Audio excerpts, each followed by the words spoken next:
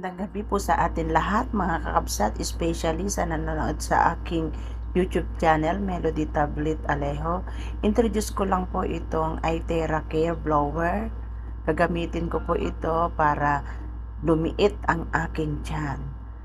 Matagal po kasi akong hindi naka-vlog blower, almost a month. Kaya this time, bukod sa aking mukha, gagamitin ko po itong blower at challenge po talaga natin ito. Tingnan natin after 1 month na paggamit natin kung liliit nga ba talaga or hindi. Kaya abangan nyo po mga kakapsat ang resulta.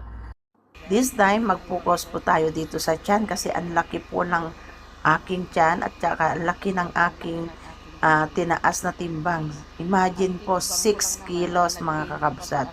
For almost 2 months, 6 kilos ang laki ng aking timbang. Pero